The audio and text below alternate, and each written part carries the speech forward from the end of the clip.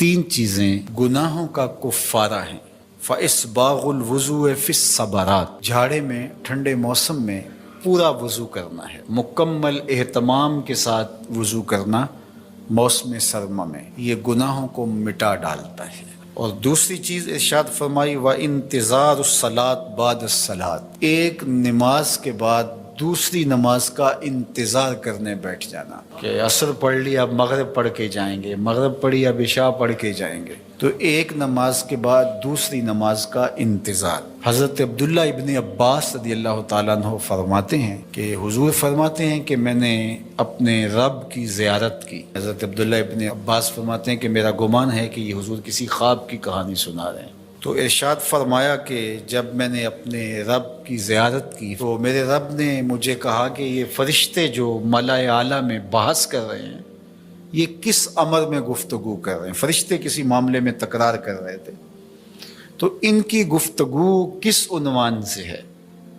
تو میں نے کہا کہ مالک تو بہتر جانتا ہے، مجھے معلوم نہیں ہے۔ تو اللہ نے اپنا دست قدرت میرے دو کندھوں کے درمیان رکھا اور اس کی ٹھنڈک میں نے سینے میں محسوس کی۔ فَتَجَلَّ لِي كُلُّ شَيْءٍ وَعَرَفْتُ، ہر شے میرے سامنے روشن ہو گئی اور میں نے ہر شے کو دیکھ بھی لیا اور پہچان بھی لیا۔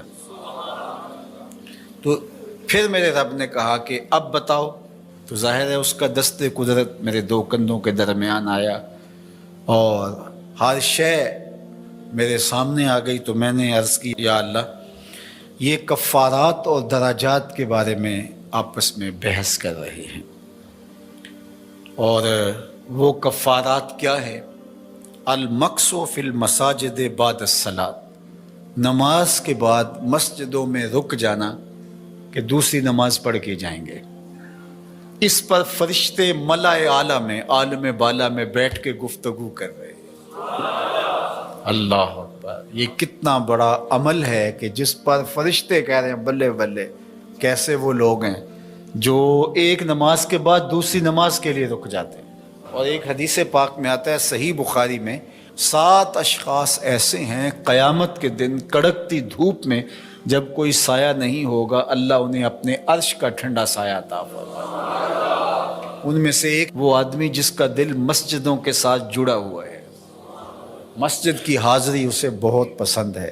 دوسرا والمشی علی الاقدام الی الجماعات، جماعات کے لیے فرض نمازوں کے لیے مسجد کی طرف چل کے پیدل جانا، ہر قدم کے بدلے میں درجے بلند ہوتے اور گناہ معاف ہوتے ہیں۔ اللہ اکبر۔ یہ طلب کی گئی کہ دعا کیجئے کہ میرا گھر مسجد سے نیڑے ہو، تو کہا نہیں، تم جتنے قدم چل کے آتے ہو اتنے تمہارے گناہ معاف ہوتے ہیں، اتنا ہی تمہیں ثواب ہوتا ہے۔ تو یہ چل کر کے آنا گناہوں کا کفارہ ہے۔ تیسری چیز ارشاد فرمائی کہ وَإِسْبَاغُ الْوُضُوءِ فِي الْمَكَارِهِ، مشکل صورتحال میں وضو پورا کرنا، اور وہ سردیوں کے اندر مشکل ہوتا ہے کہ پانی بہت ٹھنڈا ہے، تو اس وقت بندہ کہتا ہے چلو ایک دفعہ بھی گزر ہو جائے گی، اگر ایک دفعہ بھی چہرہ دھو لیں گے وضو تو ہو جائے گا، لیکن سنت طریقے سے 3 بار ہی دھونا، اور 3 بار ہی جو ہے وہ پاؤں دھونے، اور 3 بار ہی باقی اعضاء دھونے، تو یہ مشکل ہوگا وضو میں ٹھنڈے پانی سے۔ تو بہرحال مشکل میں وضو جو بندہ کرتا ہے تو اللہ کے لیے کر رہا ہوتا ہے۔ اللہ اکبر۔ تو اللہ تعالیٰ کو یہ بڑا پسند ہے، اس سے اللہ گناہ ختم کر دیتا ہے اللہ۔ تو یہ 3 چیزیں کفارات میں سے ہیں، یہ گناہوں کو مٹانے والی چیزیں۔ تو اقبال کہتا ہے نوجواناں چوں زنا مشغول تن، از حیا بیگانہ پیرانے کہن، دخترانے او بچشم خود اسیر، شوخ چشمو شوخ بینو خلطہ گیر، ساختہ پرداختہ دل باختہ ابروہ مثل دو تیغ آختہ۔ یہ وہی اسی حدیث کے ترجمے ہیں، مائلات ممیلات، خود کسی کی طرف لڑک جانے والی اور معمولی سی بات سے کسی طرف مائل ہو جانے والی، اور جو ہے وہ کسی کو اپنی جانب اپنی اداؤں سے، اپنے ناز و نخرے سے اور اپنے عشقوں سے لوگوں کو اپنی طرف مائل کرنے والی ہیں۔ اور حضور نے ارشاد فرمایا کہ یہ عورتیں اپنے سروں پر اس طرح جوڑے رکھیں گی۔ دیکھیے حضور نے 1400 سال قبل ہی یہ بات بتا دی، جس طرح بختی اونٹوں کی کوہانیں ہوتی، اور فرمایا کہ یہ عورتیں ایسی ہیں جو جنت میں جانا تو دور کی بات ہے، جنت کی خوشبو بھی نہیں پا سکیں۔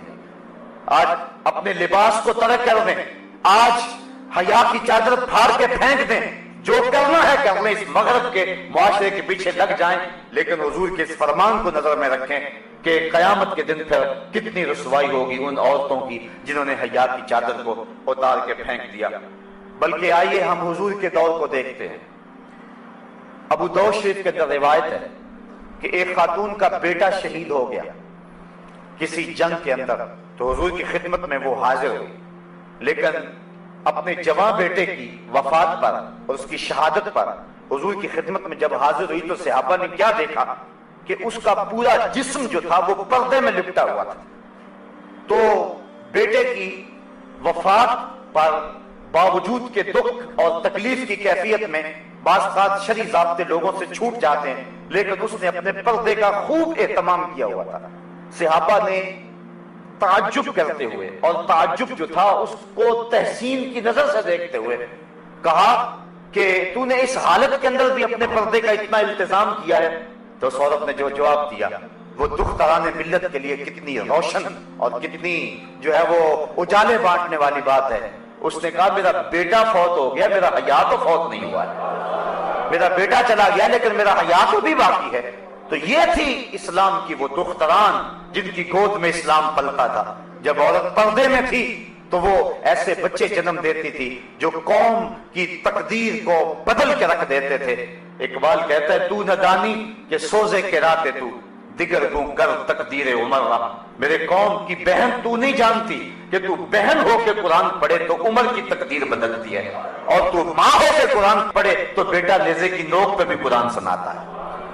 آج اگر عورت سمٹ جائے تو معاشرہ پھیل جائے گا۔ میری بہن، میری بیٹی، تو نگار خانے کی زینت نہیں ہے، تو گھر کی آبرو ہے، تو مغرب کی ٹینوں نہیں ہے، تو مشرق کی بیٹی ہے، تو محافل کا حسن نہیں ہے بلکہ تو چراغے خانہ ہے۔ تیرے دم سے کائنات کے اندر حسن ہے، مکالمات افلاطون نہ لکھ سکی لیکن اسی کے شعلہ سے ٹوٹا شرار افلاطون۔ اسی عورت کی گود کے اندر اسلام پلتا تھا۔